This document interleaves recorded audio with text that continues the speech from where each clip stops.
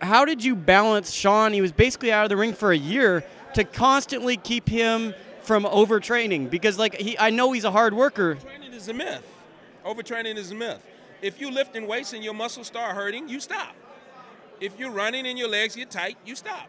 If you're shooting basketball and your arm starts to hurt, you stop. So overtraining is a myth. It's as simple as that. Anything that's not working the way it's supposed to work and it starts to hurt, you stop. It's as simple as that. There's no way around that. We don't do anything that is going to, push us to a point where we're injuring ourselves. So, there's been breaks along the way, but he's pretty constant with his workouts. Is it frustrating that after Kell Brook beat Shawn, he had no intention of coming back to America? No, we put that behind us. We went on to bigger and better things. Obviously, Adrian Bronner was one of them. Here we got Keith Thurman. This is another one.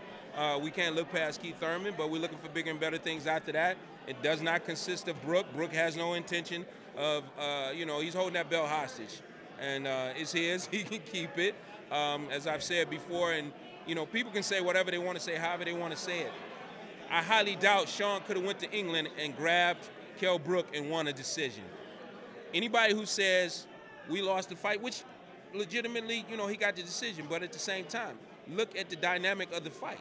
Do you really think an American fighter could have went to England, grabbed and held a fighter, and won a decision? I don't believe that would have happened. He would have first been disqualified, there have been points taken away, and the next thing would have been a disqualification.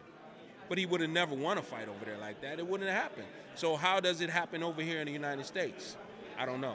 I think the final thing, just to educate the viewers, Shawn was taken out of the top 15 after losing that fight, which I think is the most egregious, how you go from the champion to not being ranked. Yeah, he was taken completely out of the IBF ranking. And I called him up and I asked him, I said, how is it that 8 weeks ago he was your champion and your first ranking comes out and he's no longer your champion? He's not even ranked by your governing body. But there's no answer. But that question I'm going to propose to all the people that thought Shawn lost the fight. How did that happen?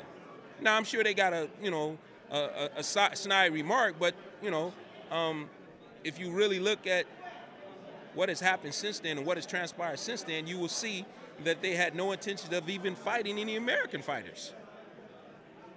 And the IBF has gone along with that. We were forced to fight Kell. He hasn't been forced to fight anybody.